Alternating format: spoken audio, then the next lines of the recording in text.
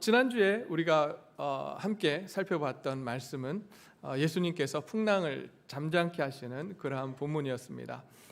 그 본문을 통해서 제가 말씀을 드렸다시피 예수님과 함께해도 풍랑은 온다라고 말씀을 드렸습니다. 그러나 그 풍랑 가운데 예수님께서 함께 하시고 예수님께서 함께 하실 때 풍랑 가운데서도 잠을 깨지 않으셨던 그 예수님께서 제자들이 부르짖는 소리에 일어나셔서 그 풍랑을 잠잠케 하시고 그리고 제자들의 그 두려움들을 사라지게 하셨던 그러한 모습을 살펴보았습니다.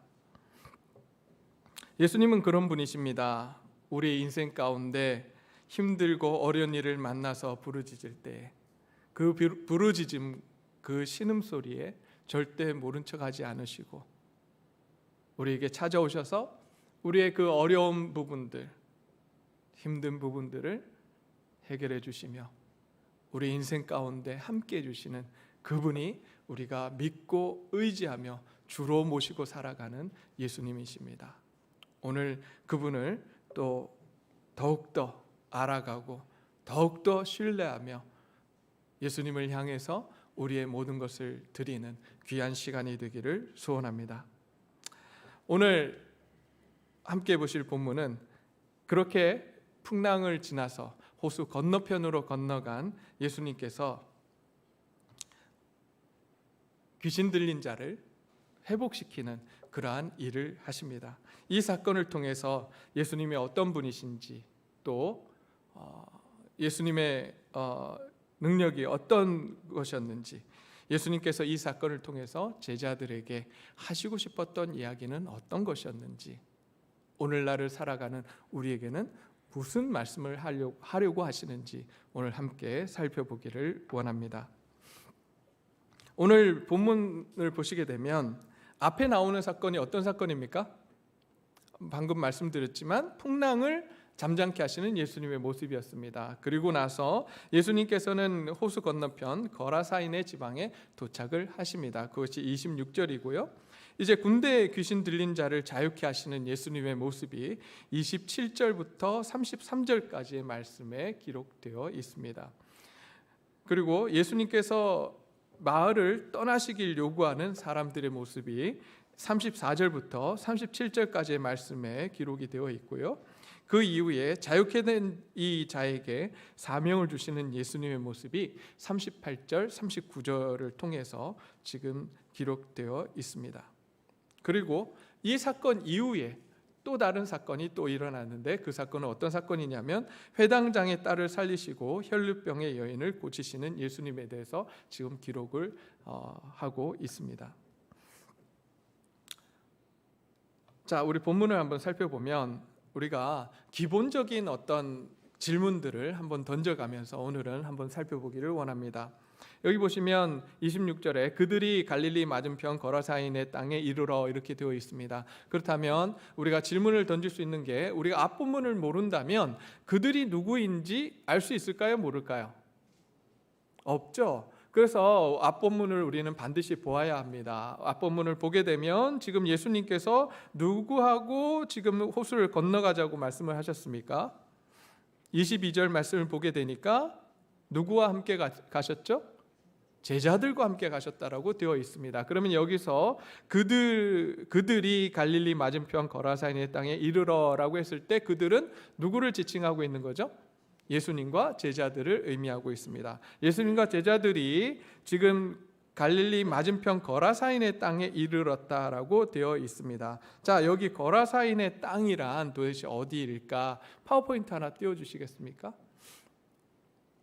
네, 조금 작게 표현이 됐습니다만은 보시면 그 빨간색으로 지금 표시가 되어 있는데 가다라라고 하는 지역과 그 다음에 거라사라고 하는 도시가 저렇게 표시가 되어 있습니다. 왜 두 곳이 표시가 되어 있냐면 마태복음을 가게 되면 이 사건이 일어난 곳을 가다라라고 표현을 했고요. 또 오늘 그 누가복음에서는 거라사라고 표현을 하고 있기 때문에 이 두 곳이 표시가 되어 있습니다. 그러나 많은 학자들은 아마도 가다라 지역일 거다 이렇게 표현을 말을 합니다. 왜냐하면 그 다음 하나 보여주시겠습니까? 슬라이드 보시면 가다라는 갈릴리 호수로부터 약 10km 떨어져 있는 도시고요.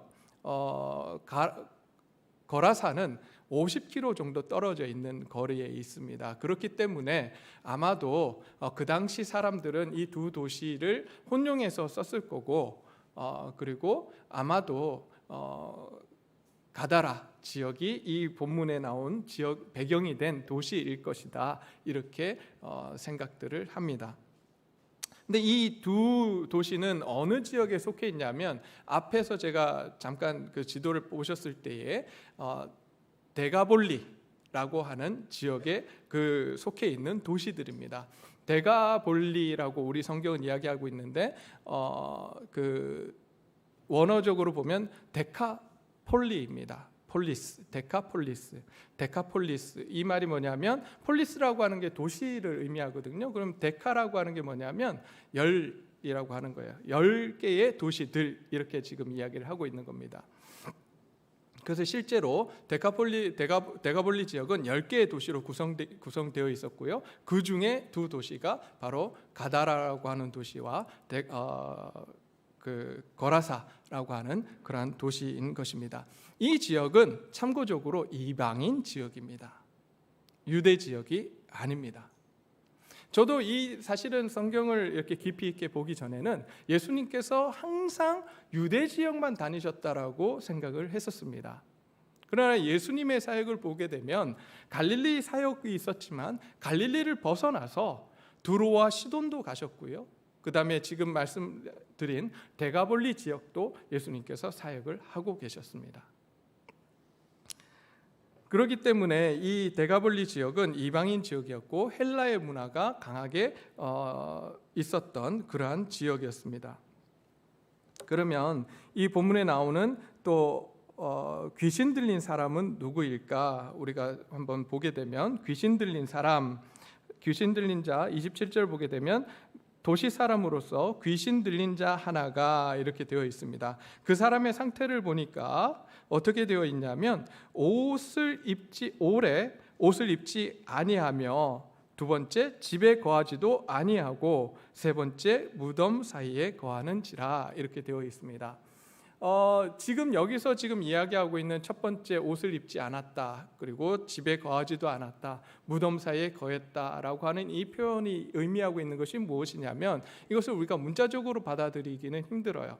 그래서 문자적 실제로 그렇게 있었겠지만 이것을 우리 시대에 적용하기는 힘들고, 실제로 지금 여기서 이야기하는 바가 뭐냐면, 옷을 입지 않았다라고 하는 것은 뭘 의미하냐면 부끄러움을 모르는 거예요. 어떠한 상황 속에서도 부끄러움을 모르는, 죄를 지어도 죄에 대한 부끄러움이 없는, 양심이 없는, 양심이 무뎌져 버린 상태를 의미하고 있는 것입니다. 뿐만 아니라 그 뒤에 집에 거하지 않았다라고 하는 것은, 집은 우리가 보통 무엇을 의미하냐면 편안함을 의미하고, 집에 돌아가면 안식을 하는 곳을 우리가 집이라고 표현을 합니다. 그런데 이 집에 거하지 않는 이 귀신 들린 자, 그것은 무엇을 의미하는 것일까요? 그것은 그 사람에게 뭐가 없다는 거예요? 안식과 평안이 없다는 거예요. 그리고 마지막으로 이제 무덤 사이에 거했다. 그래서 저는 이 무덤 사이에 거했다라고 하니까 너무 무서운 거예요.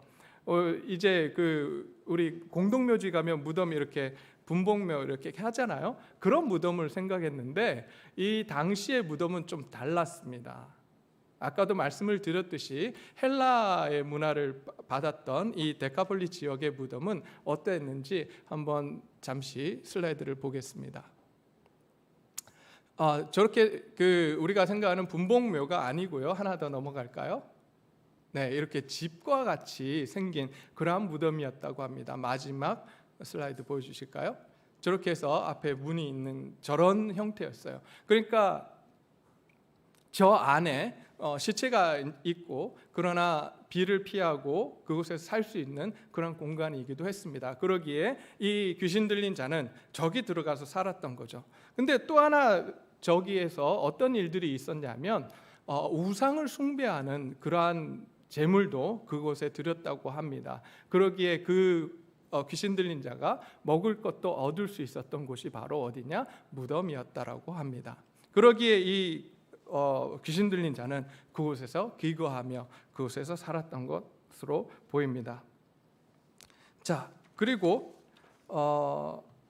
여기서 이제 또 좀 더 내려가시면 군대 30절에 내려가면 이렇게 되어 있습니다. 예수님께서 그 사람에게 귀신에게 묻습니다. 내 이름이 무엇이냐라고 물으신즉 이르되 군대라 하니 이는 많은 귀신 들렸음이라라고 말씀을 하고 있습니다. 여기서 군대라는 표현이 나오잖아요. 우리는 그냥 군대 그러면 많은 귀신 그러면 어느 정도까지 생각이 드십니까?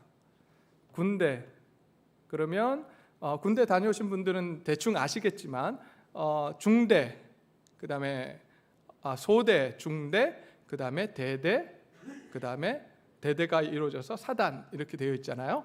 어느 정도 규모를 의미하는 것일까 이제 감이 안 왔어요. 그래서 찾아보니까 지금 여기서 이야기하는 군대라고 하는 것은 군대 원어를 보게 되면 레기온이라고 합니다. 레기온, 가장 큰 단위예요. 그래서 레기온이라고 하는 이 단어, 그 단위는 대략 3,500명에서 6,000명 정도의 군인들이 있는 그 단위라고 합니다. 지금 우리로 따지면 사단 병력이에요. 사단 병력에 그 많은 귀신들이 한 사람 안에 지금 들어가 있었다, 이렇게 지금 표현을 하고 있습니다.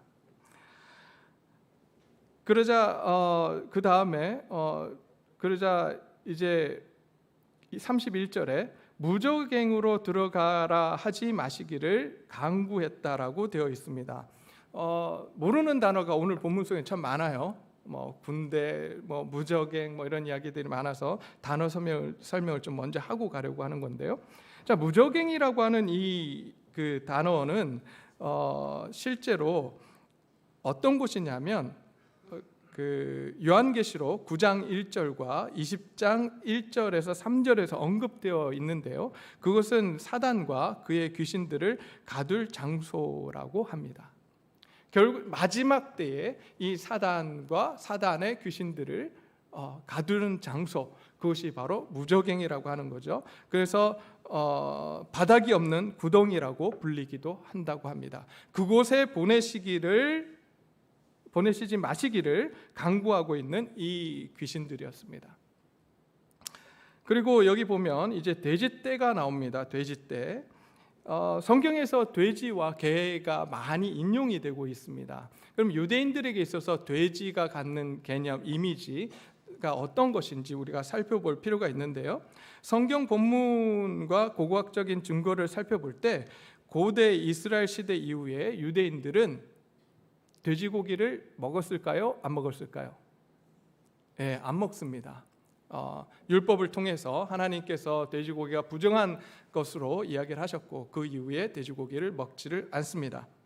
그래서 실제로 1세기 유대 지역에서 돼지뼈가 거의 발견되지 않는 것은 로마 그 세계가 굉장히 넓었잖아요. 그 넓게 널리 그 로마 지역에서는 돼지뼈가 많이 발견된다고 합니다.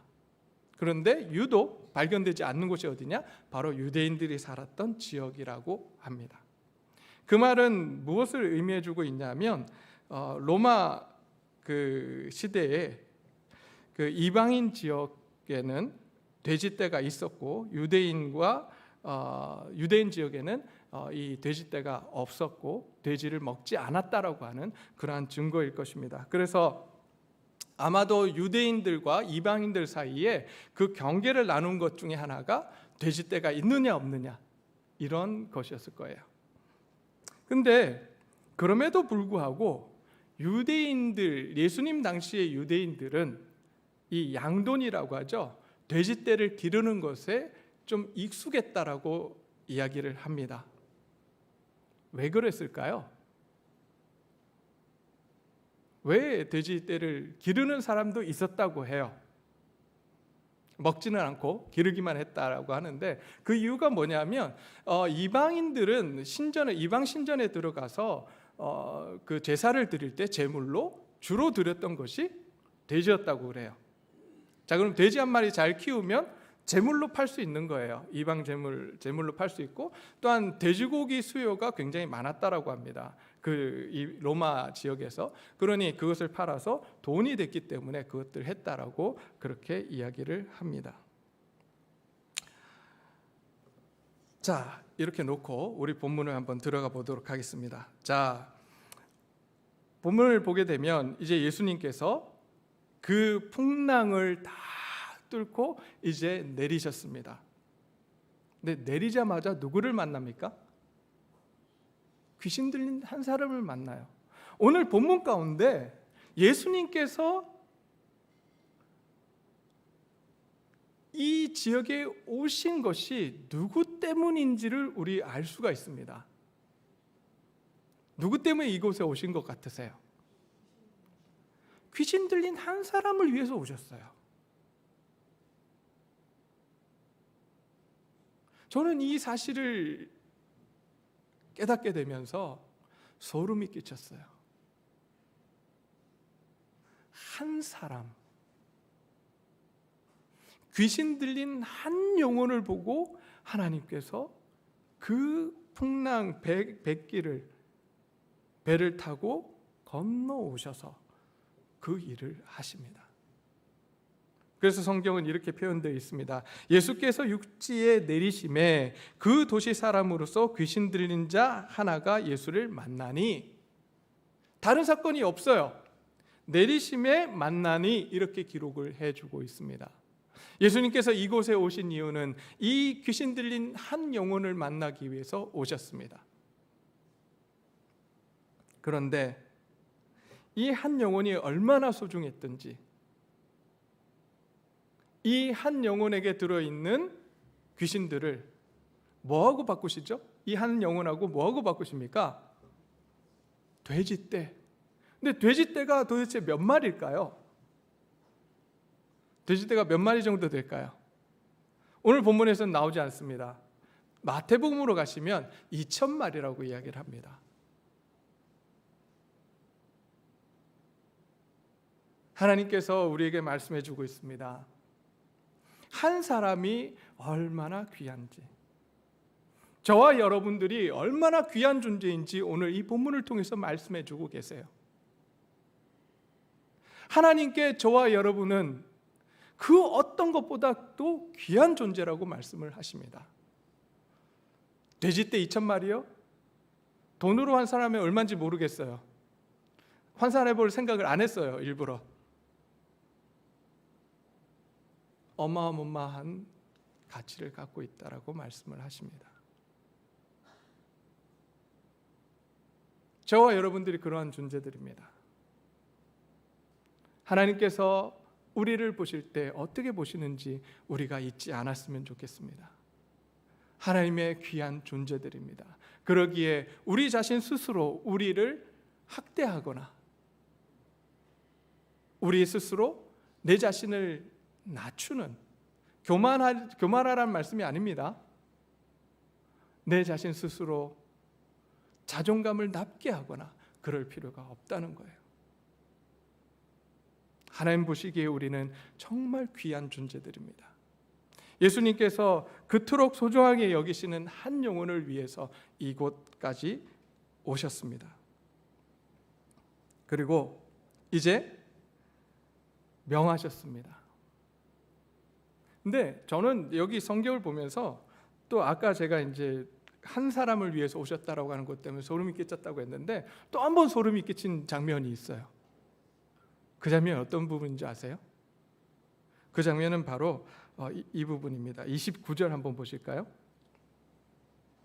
자, 28절부터 읽겠습니다.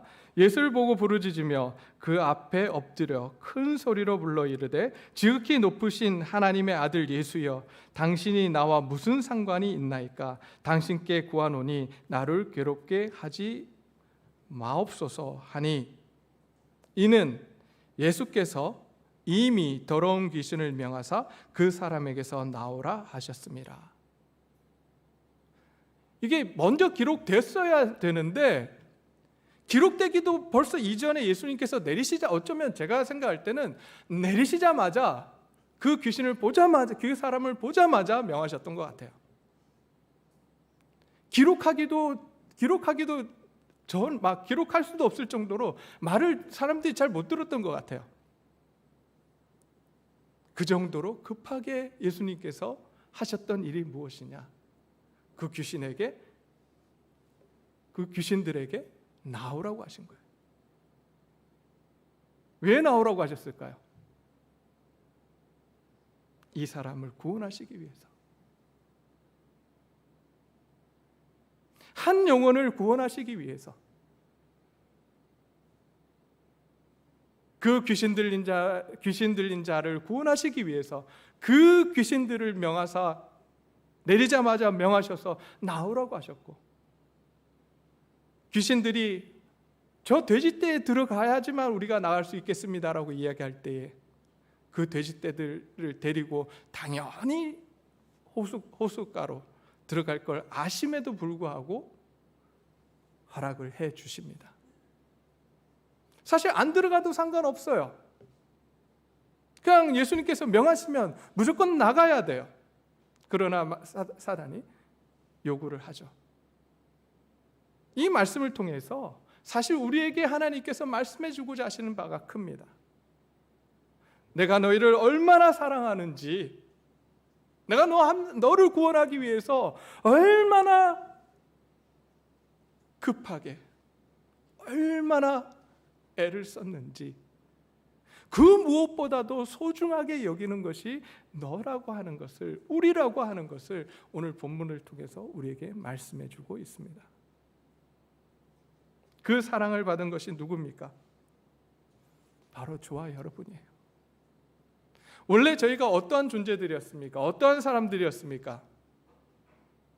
우리는 다 원래부터 하나님의 자녀였던가요? 아니에요. 사단의 종이었습니다. 모두가 사단의 종이었어요. 그랬던 저희를 어떻게 하신 거예요? 예수님께서 이 땅에 오셔서 오신 것만으로도 감사한데 피 한 방울, 물 한 방울 남기지 않으시고 우리를 위해서 십자가에서 고난과 고통을 다 당하시고 죽으셨어요. 우리의 죄를 위해서, 나를 위해서. 그리고 부활하셔서 우리의 참 소망이 되시고 생명이 되셨습니다. 그러기에 예수님을 믿는 자마다 영원한 생명을 얻게 하신 것입니다. 우리가 그 은혜를 받았습니다. 하나님의 놀라운 은혜를 받았습니다.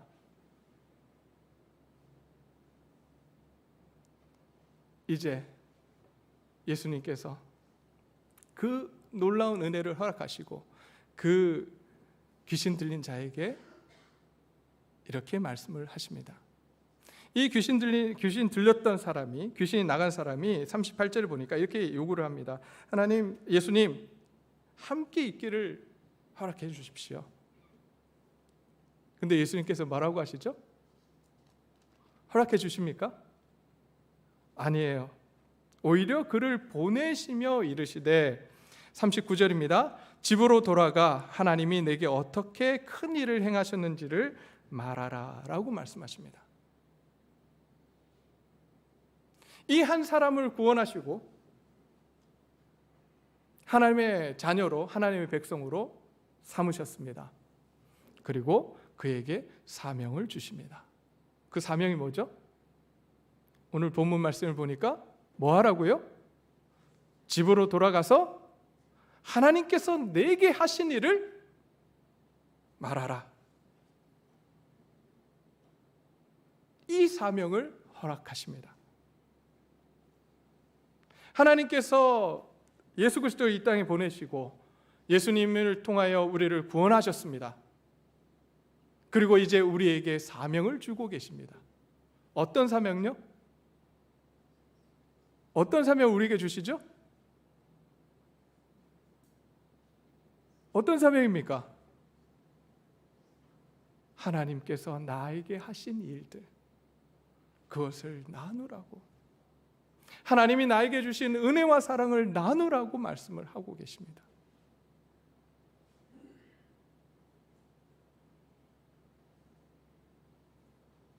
한번 우리가 생각해 보기를 원합니다.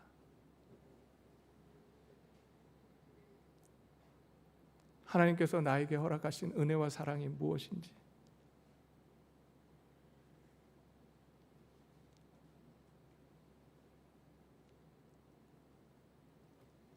저와 여러분들에게 아까 찬양 속에서, 성가대 찬양 속에서 당연한 것은 없다라고 하지 않았습니까?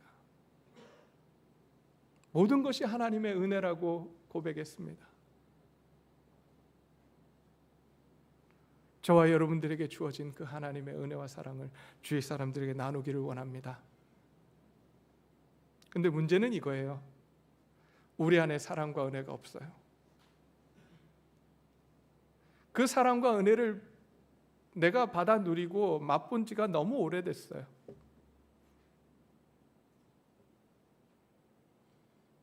말라 비틀어져서 딱딱한 땅이 되었는지도 모르겠습니다. 우리가 이제 다시 하나님 앞에 그 은혜와 사랑을 부어달라고 우리 기도하기를 소원합니다. 제가 우리 안수 집사님들, 우리 집사님들에게 새벽기도 나오십시오, 예배 나오십시오, 헌금하십시오, 11조 하십시오 안 합니다. 왜 안 하는지 아십니까? 그건 하나님의 은혜에 감사해서 나오는 행동이어야 해요. 누가 하라고 해서 하는 것이 아닙니다. 우리가 진짜 하나님의 은혜를 받고 하나님의 사랑과 은혜가 우리 안에 차고 넘치면 나오고 싶지 않아도 나오게 되는 것이 예배예요. 하나님 앞에 기도하는 거예요. 그 사랑과 은혜가 감사해서, 나의 주인 되심에 감사해서 드리는 것이 헌금입니다. 그러기에 저는 강요하고 싶지 않아요. 제가 할 수 있는 건, 집사님들이 안 나오시면 저는 저에게서 이유를 찾습니다. 제 설교가 은혜가 없구나. 하나님 앞에 기도합니다. 하나님, 부족하지만 저를 통해서 은혜를 주십시오. 은혜와 사랑을 주십시오. 그래서 그 은혜와 사랑이 우리 안에 차고 넘쳐서 그 은혜와 사랑을 나눌 수 있도록 하나님 도와주십시오. 그 사랑에 감격해서 이 예배의 자리에 나올 수 있도록 하나님 도와주십시오. 근데 하나님 잘 안 들어주시는 것 같아요. 네. 언젠가 그날이 올 줄 믿습니다. 네. 우리의 모든 행동들은, 우리의 모든 삶은 어디에 기반을 해야 되냐면 하나님의 은혜와 사랑에 기반을 두고 있어야 합니다.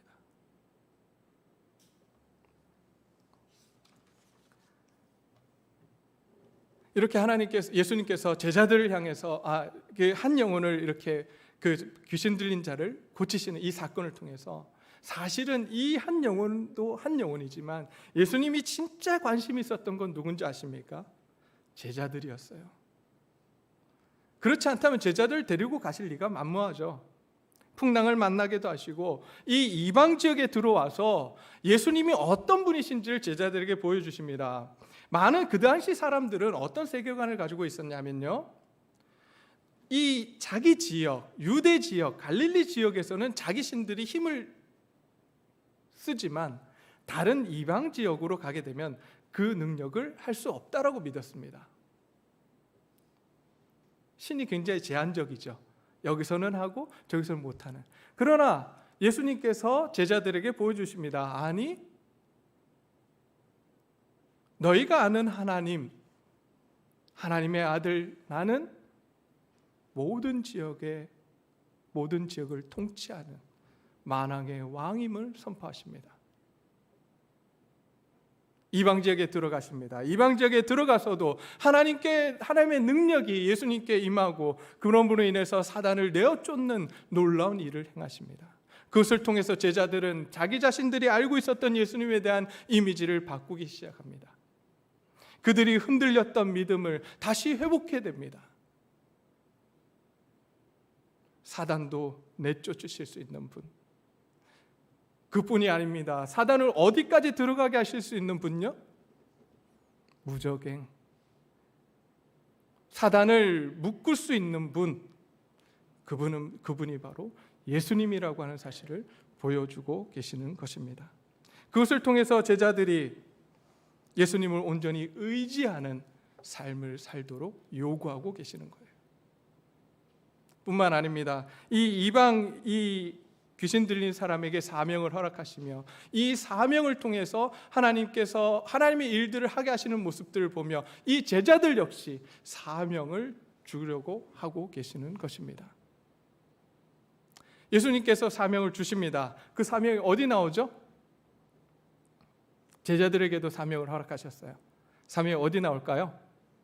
사도행전 1장 8절이죠.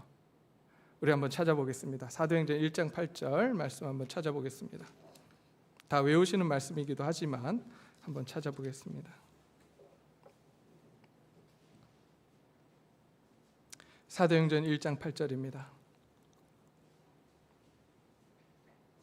제가 읽겠습니다. 오직 성령이 너희에게 임하시면 너희가 권능을 받고 예루살렘과 온 유대와 사마리아와 땅끝까지 이르러 내 증인이 되리라 하시니라. 사명을 허락해 주세요. 그리고 지금까지는 별 볼 일 없는 이 제자들, 흔들리는 믿음을 가진 이 제자들이 예수님의 사명을 받고 오순절에 성령이 임하시자 어떻게 됐을까요? 이들의 삶이 어떻게 바뀌었을까요? 하나님을 증거하는 증인으로서의 삶을 살아갑니다. 어디까지 갔을까요? 땅끝까지 갑니다. 그리고 자기 자신들의 생명을 다 바쳐서 순교하기까지 그 일을 감당하게 됩니다. 오늘날 이 말씀을 허락하시는 이유는 이 자리에 앉아있는 저와 여러분들에게도 동일하게 하시겠다라고 지금 말씀을 해주고 있습니다. 지금 비록 우리의 모습이 보잘것없어 보이지만, 흔들리는 믿음, 부족한 믿음을 가진 것처럼 보이지만 예수님께서 어떻게 하시겠다고요? 우리를 세워가시겠다고 말씀하십니다. 그래서 사명을 허락하시고 그 사명을 감당할 수 있도록 제자들처럼 그 사명을 감당할 수 있도록 하시겠다라고 지금 우리에게 말씀해 주고 있습니다. 우리 이 하나님의 이 예수님의 말씀 앞에 우리가 반응하기를 소원합니다. 우리 이 시간 이렇게 반응했으면 좋겠습니다. 우리 찬양하시면서 이렇게 반응하기를 소원합니다. 주님 다시 오실 때까지 나는 이 길을 가리라. 좁은 길, 좁은 문, 나의 십자가 지고 나의 가는 이 길 끝에서 나는 주님을 보리라. 영광의 내 주님 나를 맞아주시리. 주님 다시 오실 때까지 나는 일어나 달려가리라. 주의 영광 온 땅 덮을 때 나는 일어나 노래하리. 내 사모하는 주님 온 세상 구주시라. 내 사모하는 주님 영광의 구주시라. 우리가 주님이 주신 사명 감당하겠노라고 우리 찬양하면서 함께 고백하도록 하겠습니다.